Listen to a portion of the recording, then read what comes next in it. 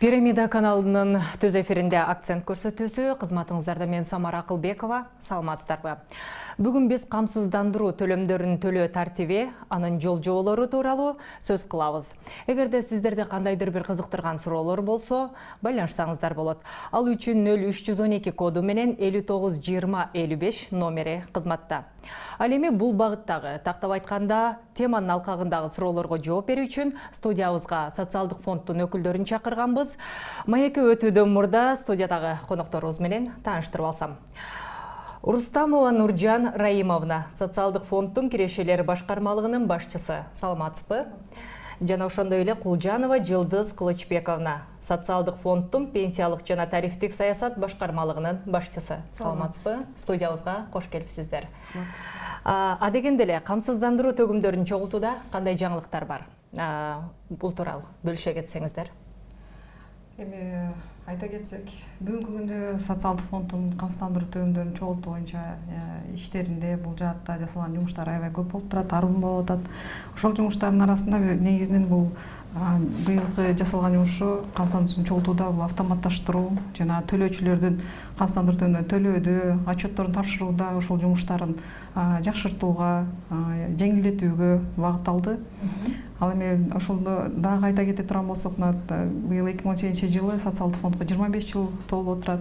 93-жылы социалдык фонд түптөлүп 25 жылдыгын быйыл майрамдап отурабыз.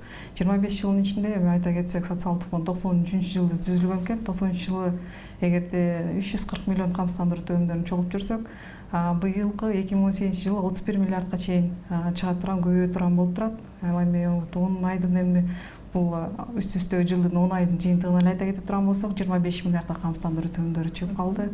Бул былтыркы жылга салыштырмалуу 7%га өсүп берип атабыз. Бул да жакшы нерселер болуп атат. Ал эми камсыздандыруу төгүмдөрүнүн дагы бир жаңы нерселерин айта кетсек, бул эми 2018-жылы эмес, 17-жылы кичине өзгөртүүлөр киргизилди. Камсыздандыруу төгүмдөрүнүн тарифтери боюнча өзгөрүүлөр болуп атат. Бул биздин дыйкан чарбаларда иштеген адамдарыбыз, жерлери бар адамдарыбыз, жеке ишкерлерибиз, базарларда отурган жеке ишкерлерге камсыздандыруу төгүмдөрүнүн ставкалары кичине азайды. Ушул жаңылыктарыбыз ушундай. Рахмат. Азыркы убакта социалдык фондго камсыздандыруу төгүмдөрүн кандай өлчөмдө төлөө керек? Баягы кененирээк маалымат бере кетсеңиздер да, баягы камсыздандыруу төгүмдөрүнүн тарифтеринде өзгөртүү барбы? Камсыздандыруу төгүмдөрүн башынан айта кете турган болсок, биз сөзсүздөн категорияларга бөлүп алышыбыз керек. Камсыздандыруу төгүмдөрүн төлөөчүлөрүбүз биздин бул юридикалык жактар, бул ошол эле мекемелер, ошол мекемелерде иштеген адамдарга алардын алган айлыгынан 27,25% каралган. Анын ичинен 17,25%-ын деген иш берүүчү өзү берет. Ал эми иштеп жаткан адамдын айлыгынын өзүнөн 10% кармалат. Ошол эле убакта биздин азыр эле айтып кеткенмин, дыйкан чарбалар бар. Дыйкан чарбалар жана ошол эле адамдар бар, жер үлүшү бар адамдар бар айыл жергесинде. Ошол жер үлүшү бар адамдар азыркы убакта жер ставкаларынан, базалык жер ставкаларынан төлөп жүрүшөт. Бул жер ставкалары болсо салык базасынан, жер салыгынын базасына барабарлаштырылган, ошол суммада гана төлөшөт. Жеке ишкерлерибиз болсо, булардын да өзүнчө бир категориялары бар. Базарларда иштегендер бар, базарда контейнерде иштегендер бар, лотоктордо иштегендер бар. Ошолорго жараша пайыздары каралган да. Алардыкы канча пайыздык көрсөткүчү?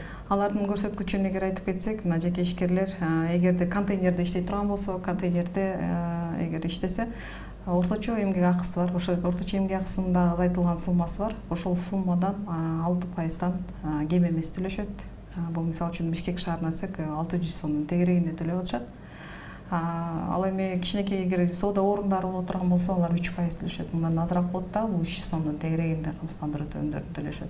Ошол эле убакта деген дагы бир өзүнө патент алган адамдарыбыз бар. Бул ыктыярдуу патент бар, милдеттүү дегени бар. Ыктыярдуу патенттер ошол эле контейнерлер ошол эле 6% төлөшөт дагы. Бирок милдеттүү патенттер бар. Милдеттүү патенттер булар 10%га. Буларда кичине көбүрөөк камсыздандыруу төгүмдөрүнүн ставкалары. Рахмат. Эскерте кетсем, биз түз эфирдебиз. Камсыздандыруу төгүмдөрүн төлөө тартиби, жол жоболору жана башка бул багыттагы бир катар суроолоруңуздар болсо, 0312 коду менен 592055 номерине кайрылсаңыздар болот. Биз маегибизди улантсак, баягы сиз айтып кетпедиңизби? Дыйкан фермерлер депчи. дыйкан чарбаларда убагында орточо эмгек айлык акыдан төлөп жүрүшкөн да буга чейин. 2017 жылдын январь айында тарифтик чендер өзгөртүлдү эле. Азыркы убакта жер үчүн камсыздандыруу төгүмдөрү кантип төгүшөт? Бул эми дыйкан чарбалардын азыр туура суроо берип атасыз. Камсыздандыруу төгүмдөрүнүн тарифтери чынында эле 2015-16 жылдарда жогорулатылган болчу. Азыр айта кетсек, 98 жылдан баштап 2015 жылга чейин жер үлүшү барлар, дыйкан чарбалар бар, камсыздандыруу төгүмдөрүн деген жер салыгынын базалык ставкаларынан ошондон төлөп жүрүшкөн. Бул деген аябай аз болгон. 1 гектар жерине мисалы үчүн сугат жери бар боло турган болсо, орточо республика боюнча бул 315 сом боло турган болсо, 1 гектарга 315 сом гана 1 жылда төлөп жүрүшкөн да. Эгерде анын дыйкан чарбанын ичинде мүчөлөрү, үй бүлөнүн мүчөлөрү бар боло турган болсо, ошол кишилердин санына да бөлүнүп, бул кыйла эле аз болуп калат эле. Айына деген 3 сомдон 5 сомго чейин, 30 сомго чейин төлөгөн биздин дыйкан чарбалар бар эле. Ал эми эмнени түшүндүрөт? Эгерде камсыздандыруу төгүмдөрүн аз төлөбөй турган болсо, камсыздандыруу аз төлөп 20-25 жылдан кийин пенсия чыга турган болсо, бул пенсиялардын өлчөмдөрү аз болуп калат.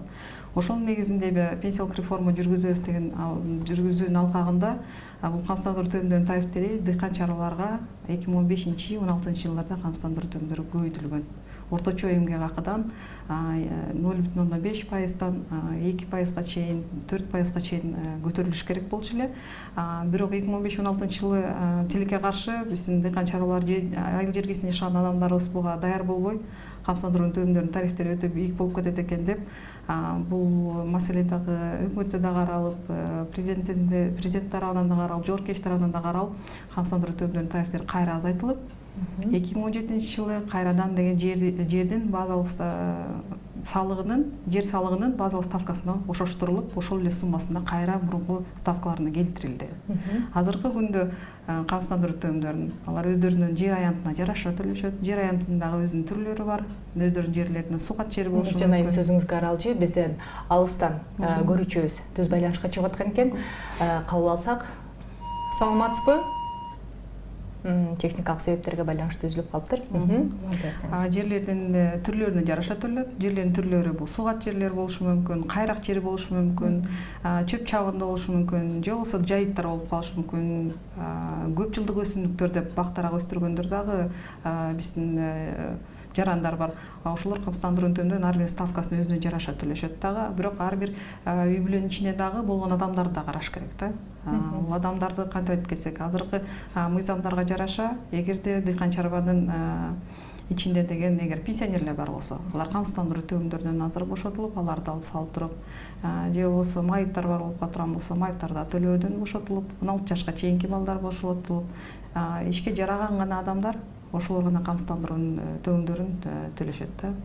Мында кошумча айтып кетейин. Менин кесиптешим айткандай, ошо былтыр биз камсыздандыруу төгүмдөрүн кайра өзгөртүп, ошо дыйкан чарбалар үчүн кайра ошо камсыздандыруу төгүмдөрүнүн базалык ставкаларына алып келдик. Бирок ушул ставкага алып келгенден кийин кайра эле баягы төгүмдөр аз болуп калып атат. Мисалы, орточо республика боюнча алсак, орточо салымы бул деген 29 сомдон болуп калат да. Андан кийин ошо пенсияга чыкканда булардын камсыздандыруу бөлүктөрү аябай эле аз болуп калат. Ошон дагы айтып кетсем, бүгүнкү күндө ошо дыйкан чарбасында иштегендер жана ошо жеке ишкерлердин саны, камсыздандыруу төгүмдөр төлөөчүлөрдүн саны бул деген 59% түзөт дагы. Бирок ошо пенсияга алып атканда ушул категорияга алардын бүт финансирование алганда ошо 30% кетет дагы. Бирок алардан келген төгүмдөр 4%га жакын эле болот да. Жеке ишкерлерден дагы, андан дыйкан чарбалардан. Бирок пенсияга кеткенде 30%-ын алып кетет. Бирок биз деген буну ачык айтышыбыз керек. Биз бүгүнкү күндө биз үчүн проблема болуп турат. Себеби деген бул жана орусча айтканда перераспределительный моменти болуп кетет да. Ошо организованный сектордон, ошо уюшулган сектордон дыйкан чарбада иштеген адамдарга, жеке ишкерлик менен иштеген адамдарга ошолорго мындай перераспределительный моменттер болуп кетет дагы. Ошон үчүн азыр бүгүнкү күндө дагы биз реформаларды жүргүзүп атабыз. Ушуну ар кандай варианттарды ойлонуштуруп, ошо кийин ушул жарандардын пенсиясы көбүрөөк болсун деп азыр ушул эмелерди иштеп чыгып атабыз, реформаларды буюрса алып чыгабыз ошолорду. Кандай варианттарды карап жатасыздар азыр? Биз ошо жогорку кеңештин, бизнес ассоциациялардын, өкмөттүн өкүлдөрү менен бизде сентябрда ошо тегерек стол өттү. Ошо тегерек столдун катышуучулары менен ошо чарбалык субъекттери үчүн камсыздандыруу төгүмдөрүнүн тарифтерин төмөндөтүү жана ошол эле убакта жана жеке ишкерлер үчүн тарифтердин чендерин жана дыйкан чарба ошо иштеген адамдар үчүн социалдык камсыздандыруу саясатын кайра карап чыгуу боюнча маселелерди талкуулаштык. Бул дагы талкуулоо уланат, себеби деген ушу тарифтерди өзгөртгөндө бизде деген ушу социалдык камсыздандыруу төгүмдөрү аз түшүп калышы мүмкүн да. Ошол биз бюджетибизде дефицит болбош үчүн ар кандай жолдорду иштеп чыгышыбыз керек да. Ошо бул деген мындай жумушчу топ болот. Анын ичине ошо бизнес ассоциациялар да кирет, өкмөттүү министрликтер, ведомстволор да кирет, жогорку кеңештин дагы өкүлдөрү баары кирип, ошонун баарын талкуулап чыгабыз. Рахмат. Бизде көрүүчүбүз түз байланышта экен, кабыл алсак. Саламатсызбы? Саламатсыңарбы. Мен Бишкек шаарынан тагыраак айтканда Чүй областынан чалып жатам. Мен бул суроом бар эле да. Бир аз катуураак сүйлөсөңүз угулбай жатат. Саламатсыздарбы? Саламатчылык. Мен Чүй областынан чалып жаттым эле. Эгерде мүмкүн болсо мен могу адистин суроолоруна жооп угайын дедим эле да. Угатабыз. Мен угайын дегеним мындай да. Эгерде булар тариф саясатын карап чыккан болсо, кайсы экономикалык негиздерде караган биринчиден. Экинчиден, бул тариф саясаты ким аркылуу иштелип чыккан? Булар жанагы Бакиевдин убагындагы тариф саясаты менен жүргүзүп атат. А бирок мындай карап көргөндө эч кандай көтөрүүгө же болбосо камсыздандыруу жүргүзүүгө негиз жок да. Себеп дегенде айлык акылар көбөйүп же көтөрүлүп аткан болсо, ошондо булар жүргүзсө болот да. Немединчи камсыздандырууну жүргүзсө болот. Камсыздандырууну кандай мезгилде жүргүзөт? Камсыздандырууну эгерде мамлекет ошого шарт түзүп берсе. Булар шарт түзүп бербей эле мен ушундай кылып атам, камсыздандыруу керек. Анан деген болбойт. Жер неменичи, жер политикасын. Бул биринчиден. Экинчиден, кандай маалыматтын негизинде булар камсыздандырууну жүргүзүп атат? Мен ушуга түшүнбөйм. Кандай маалыматтын негизинде? Булар кантип эгерде жер политикасын иштеп чыкпаса, жогорку кеңеш эч кандай бир мыйзамды кабыл албаса, кандай кылып жер маалыматы боюнча булар ишти жүргүзүп атат? Түшүнүктүү, рахмат. Кимиңиздер жооп бересиздер? Камсыздандыруу төгүмдөрүн эми азыр айтып кеткендей, төгүмдөрдүн тарифтерин азайттык деп айтып атпайбызбы? Биз азыр жогорулатуу деген эчтеке каралган жок. Камсыздандыруу төгүмдөрү азайтылды, өзүнүн мурунку ставкаларына келтирилди деп. Ошол эле убакта деген өзүңүздөр карап кетишиңиз керек. 93-жылдан баштап дыйкан чарбалардын камсыздандыруу төгүмдөрүнүн тарифтери өтө төмөн болуп келген деп биз айтып эле атабыз. Эгер эсептеп келе турган болсоңуздар, ошол эле мектепте иштеген мугалимдин социалдык фондго камсыздандыруу төгүмдөрүн өзүнүн пенсиясына төлөп аткан акчасы менен жер үлүшү бар, жерде иштеп чыккан адамдын экөөнүн камсыздандыруу төгүмдөрүнүн эгер суммасын салыштыра турган болсок, эгер ал жылына деген, мисалы үчүн бир адам эң көбү дегенде 20 сом 30 сом төлөп атса, мугалим айына 1000 сом төлөйт. Ошол айырмасын карашыбыз керек да. Реформаларды деп айтаса, реформаларды социалдык фонд реформасын биринчиден түшүнүш керек. Эмнеге биз таянабыз? Убагында 20-25 жыл карыганда адам камсыздандыруу өзүнүн бир тартиби менен өзүнүн пенсиясын алыш керек деп ойлойбуз. Анткени ошол пенсия курагына келгенден дагы бизде түшүнүп жатабыз, азыркы пенсиянын өлчөмдөрү анчалык чоң эмес. Биз антип айта албайбыз. Бирок ошол эле убакта кандайда камсыздандырылган бир суммасы болуш керек.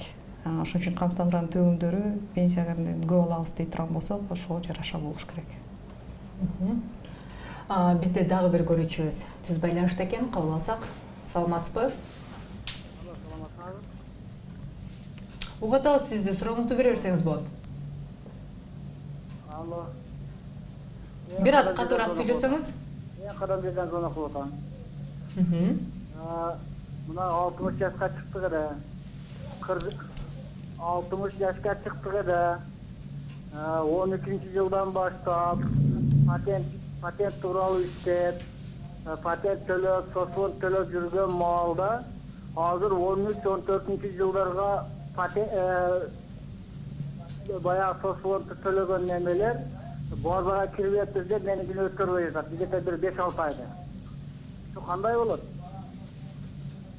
Суроо түшүнүктүү болду. Мен сизди түшүнүп жатам. 2013-14 эгер сиз патенттин негизинде иштеп, ошолдо камсыздандыруу полистерин эгер алып жүрсөңүз, эгер ал маалымат социалдык фонддун базасында жок дегенде банк аркылуу төлөгөн квитанцияларыңыз бар болсо, жаныңызда же болбосо камсыздандыруу полистери бар болсо, райондук башкармалыкка байланышыңыз керек. Ошол жерге барып документтерди көргөзсөңүз, база киргизүүгө биз кайрадан документтер негизинде база киргизүүгө мүмкүнчүлүгүбүз бар.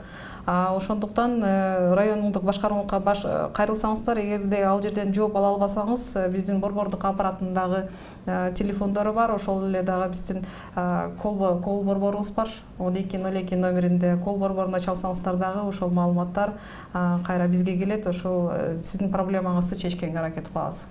Дароо эле кийинки көрүүчүбүздүн суроосун кабыл алалы. Саламатсызбы? Саламатсызбы, көрүүчү?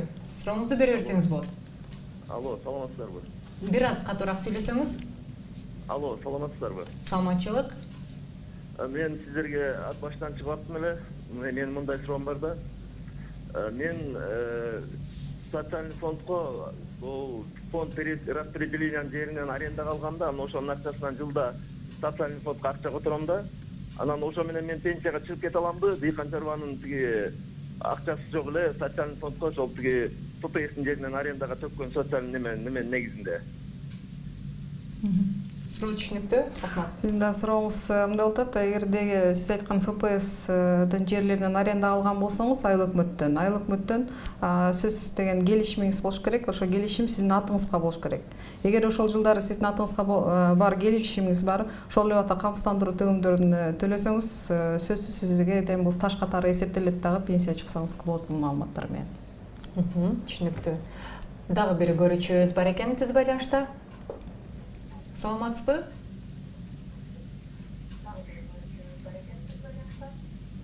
Көрүүчү угуп атабыз, сурооңузду бере бериңиз. Мен айта берейинби? Угуп атабыз сизди. Мен Таластан, Кара-Ора районунан.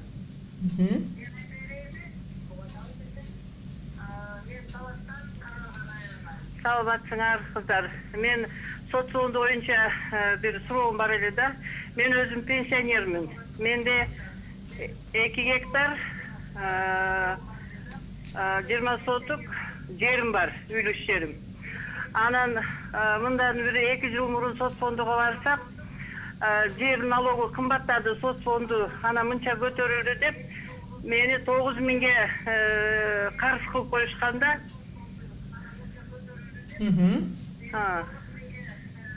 Жерди качан алдыңыз эле?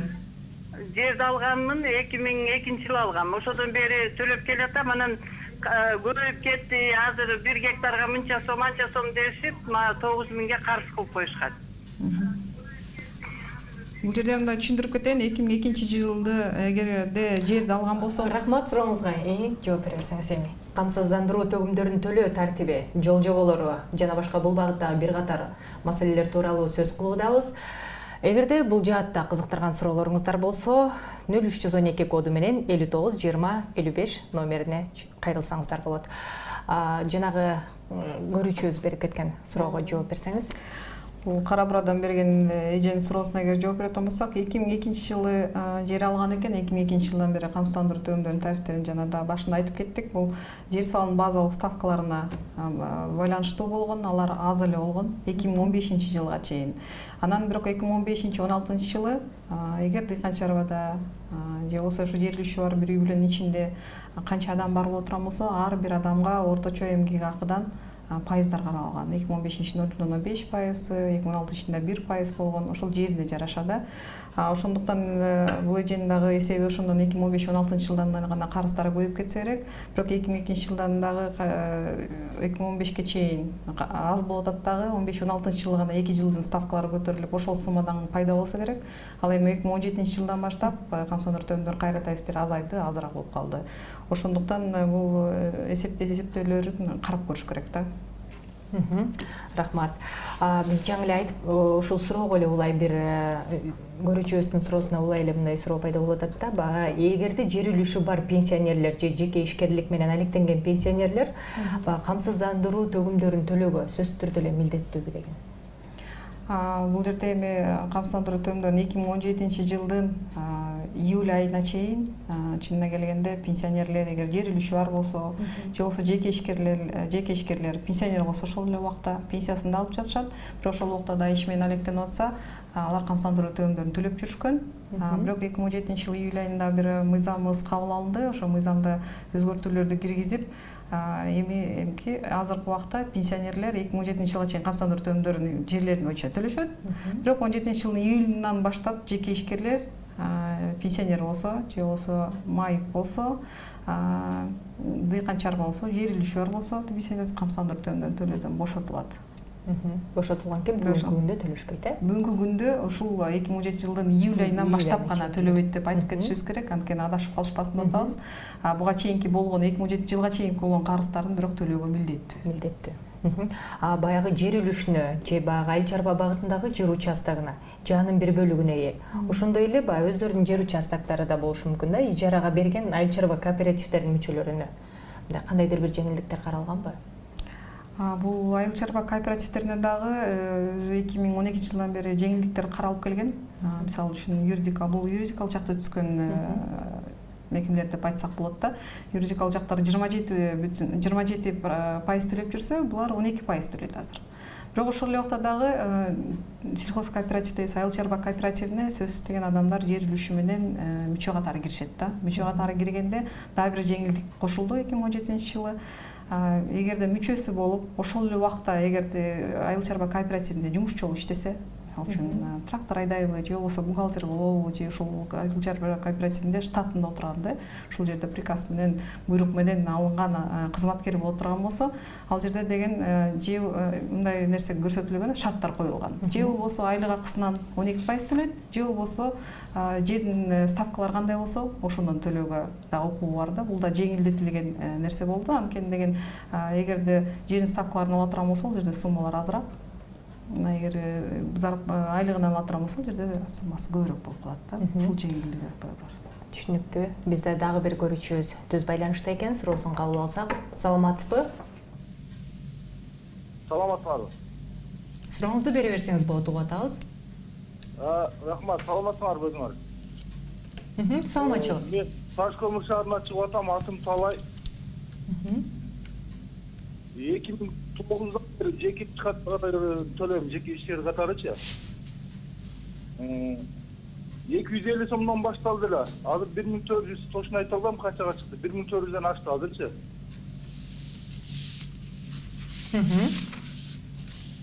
Бул токтойбу качан же дагы өсө береби? Биринчи суроом. Түшүнүктүү. Экинчи сурооңуз? Экинчи суроом бар. Мисалы мен 2 патент менен иштейм да. Мен айттым, 2 патент менен 2 жол төлөйм, мага 2 жол пенсия төлөйсүңөрбү деп айтсам, эч ким жооп бере албайт да. Мен ушуга жооп берип койсоңор. Бирөөнү эле төлөшүм керек негизи менин оюмча. Суроо түшүнүктүү болду. Бул жерде Рахмат. Эми тактап кетип тургандай, 2 патент алсаңыз, бул анда 2 иш менен алектенет деген, 2 багыттагы иш менен алектенет деген сөз да. Биздин мыйзамдарда кандай каралган, ар бир жумуш орду менен эгер багыттар ар кандай боло турган болсо, ар бир жумушунан алат турган суммаларын өз-өзүнчө төлөйт деген жери бар да. Мисалы үчүн жеке ишкерлик менен алектенип ошол эле убакта бир жерде дагы бир жерде иштеп, же болбосо жер үлүшү дагы өзүнчө бар боло турган болсо, ар бир багыты боюнча өзүнчө төлөйт деген сумма. Эми ал сиз төлөгөн суммаларды биз 2 пенсия бербейбиз. Туура айтып атасыз, 2 пенсия эч качан болбойт, бирок ошол камсыздандыруу төлөмүнөн төлөгөн суммалардын баары бири менен кошулуп, суммаланып, пенсиясынын суммасын көбөйгөнгө жардам берет да. Ошондуктан төлөөдөн баш тартпаңыз. Рахмат. Бизде дагы бир көрүүчүбүз байланышта экен. Саламатсызбы? Саламатсыңар? Бир аз катуураак сүйлөсөңүз. Саламатсыңар, мен кыздарга суроом бар эле. Бишкектен чалып аткам. Телевизордон бир аз алысыраак туруп, катуураак сүйлөсөңүз.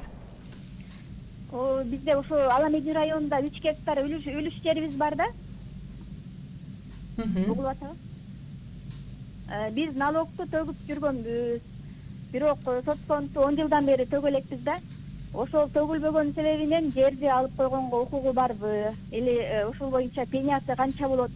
Кыздар айта алабы? Болду сиз? 10 жыл төлөгөн. 10 жыл төлөгөн эмесмин, жерди алып коюп алабы дейт да. Рахмат сизге. Бул нерсе айтып көрсөк, 10 жылдан бери эгер камсыздандыруу төлөмдөрүн төлөбөй жүрсөңүз, 10 жылда топтолгон карыздарыңызды төлөшүңүз керек. Ал эми мыйзамда каралган социалдык фонд тарабынан көрүлө турган чаралар, бул биз сөзсүз түрдө административдик штраф сала алабыз убагында төлөбөгөндүгү үчүн. Ошол эле убакта 10 жылдан бери төлөбөй жүрсөк, ошол камсыздандыруу төлөмдөрүнө туум эсептей алабыз. Ар бир күнгө 0,1%. Ал эми жерди алып кое алабызбы деген, бул социалдык фонд өзү алып кое албайт, бирок эгер соттун чечими менен алып коюудагы укугу бар. Бирок мага чейин эле бул камсыздандыруу төлөмдөрүн 10 жылда аз эле ставка менен болуш керек, төлөп койгонго эле мүмкүнчүлүк берилет го. Рахмат. Жылдыз айым, айтсаңыз да, азыркы убакта айыл жеринде жашаган элибиз көп, бирок алардын жери жок. Же бир иш жерде иштебегендер бар да. Мындай учурда келечекте кантип өзүнө стаж кылып пенсияга чыкса болот? Мүмкүнбү ошо? Эгерде иш жерде иштебесе, бизде ошо биздин мыйзамдар боюнча ыктыярдуу түрдө төлөөгө мүмкүнчүлүк берилет. Ыктыярдуу түрдө бул пенсиялык фондго 8% же пенсиялык фондго 8%, мамлекеттик топтомо фондуна да 2% төлөп, ошо ыктыярдуу түрдө ай сайын ошо полис алып төлөп турса, кийин пенсияга чыгуу укугу болот. Эгерде эч кандай камсыздандыруу төлөмдөрүн төлөбөй, эч жерде иштебесе, анда ошо биздин министрлик тарабынан, социалдык министрлик тарабынан ошол жактан пособие алат кийин. Бирок пособиянын өлчөмү өтө эле аз, 1000 сом, жана алар көп ошо жыл сайын индексацияланбайт. Ошон үчүн кийин пенсияга чыгам десе, камсыздандыруу төлөмдөрүн төлөп, ыктыярдуу болобу же ошо бир жерде иштейби, ошону төлөп туруп кийин пенсия чыкканга умтулуш керек ар бир жаран. Рахмат. Бизде дагы бир көрүүчүбүз түз байланышта экен. Саламатсызбы? Саламатчылык. Бир аз катуураак сүйлөсөңүз. Саламатсыздарбы? Саламатчылык. Сурооңузду бере бериңиз. Мен Оштон Ноокат районунан чалдамын. Жакында пенсия кошулмалар кошулду го. Угулуп атабы? Айта бериңиз сурооңузду. Ошол кошулмаларды биз телевизордон укканда баягы көптөрдү аз кошобуз дагы, баягы аз суммадагылар көтөрөбүз деле да, телевизордо. Анан бул азыр баягы тескери жооп калды, баягы 10 миң алгандага 1 миңден ашык кошулуп, баягы биз ошол инвалидтерге 250ден 300 сомго чейин кошулуп калды. Ошо кандай деп жооп берсе деген. Түшүнүктүү. Жылдыз айым жооп берип койсоңуз. Бизде 1 октябрдан, ушул жылдын 1 октябрынан баштап пенсиялардын өлчөмдөрү индексацияланды. Базалык бөлүктү айтып кетсек, бул 2017 жылда орточо эмгек акынын өсүшүнө 100 сомго жогорулады. Бул бирок баарына жогорулаган жок. Пенсионердин эгерде пенсиянын жалпы өлчөмү пенсионер жашоо минимумуна жетпесе, ошолорго гана индексацияланды. Пенсиянын базалык бөлүгү буга чейин 1780 сом болсо, бүгүн индексациялангандан кийин 1880 сом болду. Ал эми пенсиянын камсыздандыруу бөлүктөрүнүн өлчөмдөрү 1,07 индексациялоо коэффициентине индексацияланды. Бирок жалпы өлчөмү 4393 сом бул пенсионер жашоо минимумунан өтпөгөн пенсионерлерге 250 сом минималдык чектөө койдук. Ал эми эгерде 4394 сомдон ашкан пенсиялар үчүн 370 сом кошулду. Ушул жогорулагандан кийин республика боюнча пенсиянын орточо өлчөмү 5682 сомду түздү бүгүнкү күндө. Буга жалпысынан 744,4 миллион сом каржыланат. Анын ичинде пенсиялык фонддун эсебинен 671 миллион, жана республикалык бюджеттен 73 миллион. Ал эми суроосу боюнча жакшы да угулбай калды суроолор. Бул индексациялоо бүт эле бүт пенсионерлер үчүн болуп, 1 октябрдан баштап пенсионерлер пенсияны ошо жогорулаган өлчөмдө алып башташты. Рахмат. Бизде дагы бир көрүүчүбүз түз байланышта экен. Саламатсызбы? Техникалык себептерге байланыштуу үзүлүп калды.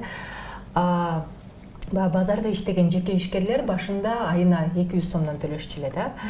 Ортодо камсыздандыруу төгүмүнүн суммасы кыйла өсүп, сиз да айтып кетпедиңизби, нааразычылыктарды пайда кылганда. Бул жаатта азыркы учурда кандай иштер жасалды ыраатка келтирүү үчүн? Базарларда чын эле мурун камсыздандыруу төгүмдөрү эң көбү дегенде 200 сом төлөчү, 80 сом, 100 сомдон төлөгөн жарандарыбыз да бар болчу. Бул өтө төмөнкү ставкалар болчу. Бул дагы буга чейин айтып кеткендей чаралар камсыздандыруу төгүмдөрүнүн тарифтерин көбөйткөн учурда 2015-16 жылы көбөйтүлгөн болчу.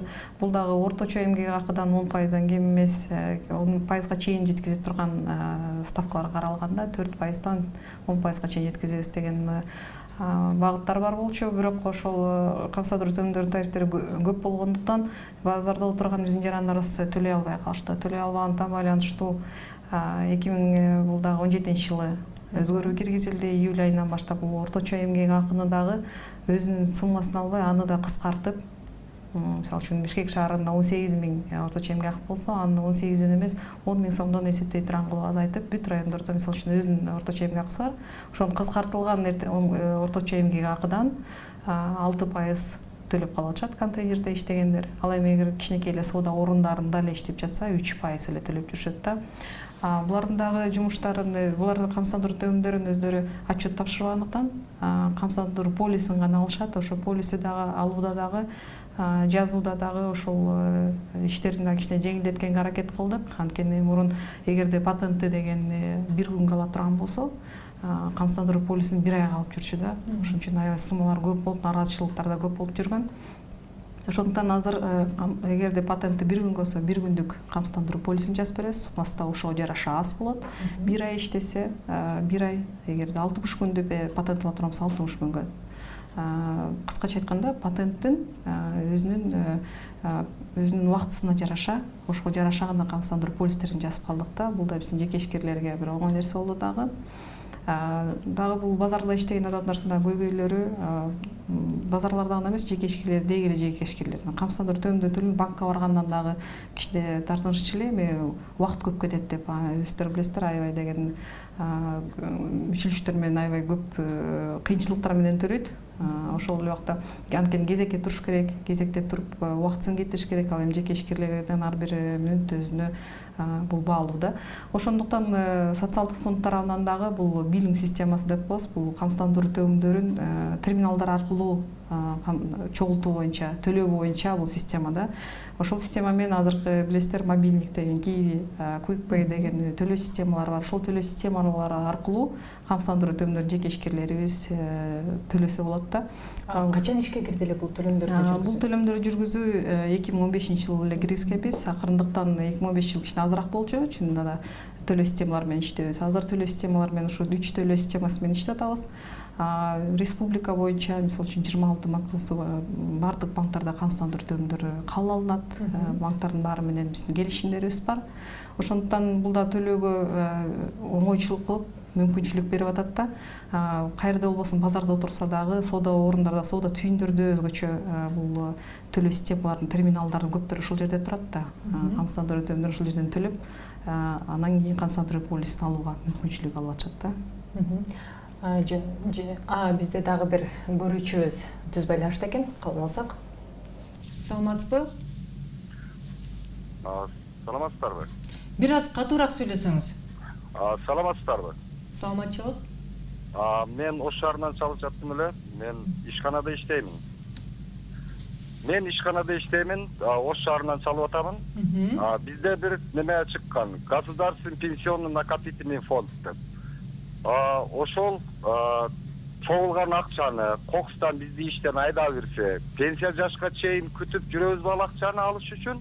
Аны дагы бир экинчиси, биз Кокстан ушул фондду төлөп аткан адам Кокстан кайтыш болуп кетсе, ошонун үй бүлөсү кандай убакытта кантип ала алса болот, ошол жөнүндө билейин деген. Рахмат. Түшүнүктүү. Накопительный пенсионный фонд деп айтасыз, бул топтомо пенсиялык фонд деп айтылып атат. Биздин пенсиялык системада бул топтомо фонду 2010 жылы кабыл алынган. Камсыздандыруу төлөмдөрүн мисалы үчүн эгерде иштеп жаткан адам болсо, бул жеке ишкерлерге, дыйкан чарбаларга тиешеси жок. Сөзсүз мекемеде иштеген, эмгек акысынан төлөгөндөрдөн 2% төлөп жүрүшөт. Ал төлөгөн акчалары өздөрүнүн счетуна түшүп, өздөрүнүн эсеби болот. Ошол эсебинде өзүнүн номери бар, ошол жерге түшөт дагы. Ал дегенде сөзсүз деген инвестицияланат. То есть пайыздар менен кайра деген үстүнө кошулуп, булар өзүнө азыр биздин угуучу дагы, көрүүчү дагы сурап жаткан суроосу бул кайсы убактарда ала алам деп суроо болуп атат да. Бул ала турган өзүнүн учурлары бар. Пенсия курагына келгенде ошол убакта алууга укугу бар. Бул биринчи мүмкүнчүлүк, бул биринчи шарты да. Экинчи мүмкүнчүлүгү бул эгерде башка мамлекетке жашаганга кетип аткан болсо, ошол убакта алып кетүүгө мүмкүнчүлүгү бар.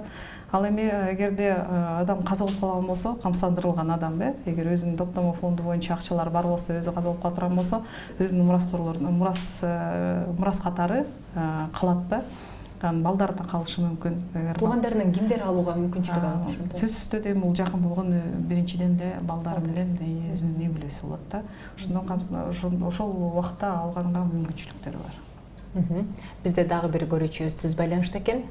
Суроосун кабыл алсак, саламатсызбы? Сизди угуп атабыз, сурооңузду бере берсеңиз болот. Саламатсызбы? Мен суроо берейин дедим эле. Мен Ысык көлдөн чалып атам.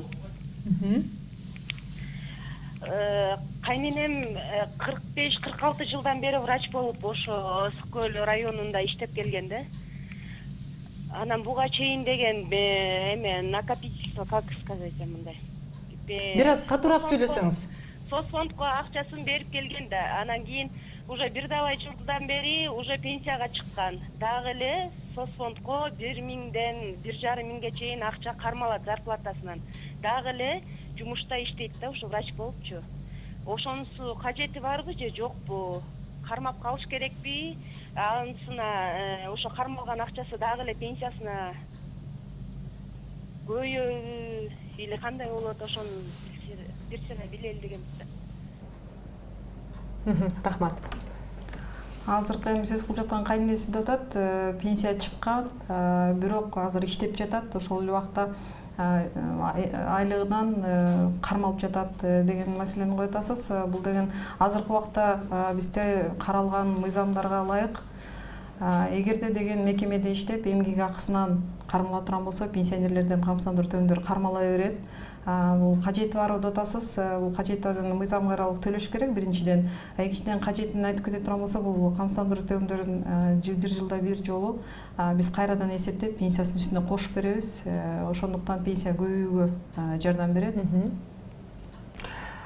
Мындай суроода баягы ыктыярдуу патент жөнүндө сөз кылып кеттик да. Ошонун негизинде иштеген жеке ишкер мурун канча төлөшчү эле да? Ошуга бир баягы толугураак маалымат бере кетсеңиз. Эми жаңы мыйзам күчүнө кирсе, кандай тарифтик ченде жана канча төлөп калышат? Көрүүчүлөргө маалымат иретинде. Өзү негизинен биздин жеке ишкерлердин көптөрү ыктыярдуу патент алуу менен иштегендер аябай көп. Өзгөчө деген соода менен алек болгон адамдардын баары ыктыярдуу патент менен көбүрөөк отурушат. Базардагылар, соода орундагылар. Ыктыярдуу патент деген өзүбүз айтып кетишибиз керек. Бул салык кызматы тарабынан берилет. Ыктыярдуу патенттин бир 81 өзүнүн түрлөрү бар, өзүнүн түрү менен көрсөтүлөт да. Ошол боюнча ыктыярдуу патенттин тарифтерин жана дагы айта кеттик. Бул убагында деген орточо эмгек акыдан кармап калып аттык эле. Орточо эмгек акыдан 4%-тан 10%га чейин жеткизүү менен тарифтер каралган болчу. Бул да 2015-16 жылдары каралган нерсе болчу. Ошол жакта 17-жылы камсыздандыруу төлөмдөрүнүн тарифтери алар үчүн азайтылды. Азайтылгандан кийин кыскартылган эмгек акыдан эсептелине турган болуп калды. Ошондуктан камсыздандыруу төлөмдөрүн азыр эгер жеке ишкерлер ыктыярдуу патент дебей эле жеке ишкерлерди гана эгер эсептесек, булар мисалы үчүн категорияларын 4кө бөлүп кетсек болот да. Бул ыктыярдуу патент алып иштегендер, милдеттүү патент алып иштегендер, ошол эле салык кызматында дагы бир эки нерсе бар. Единый налог деп коет. Единый налог төлөп жүргөн адамдар да ошо жеке ишкерлер, алар 10% төлөйт. Милдеттүү патенттегилер 10% төлөйт. Жана ошол эле убакта налоговый контракт деген дагы бир өзүнчө бир термин бар. Налоговый контракт менен иштегендер дагы 10% төлөйт да. Рахмат, сиздерге ыраазычылык билдиребиз. Анткени ушуну менен убактыбыз да соңуна чыгып баратат. Сиздерге убакыт таап, студиябызга келип, көрүүчүлөрдүн биздин суроолорубузга жооп бергениңиздер үчүн ыраазычылык билдиребиз. Ишиңиздерге ийгиликтер болсун. Ал эми биз ушуну менен көрсөтүүбүздү жыйынтыктайбыз. Кызматыңыздарда мен Самара Акылбекова болдум. Кайрадан эфир аркылуу амандашкыча бар болуңуздар.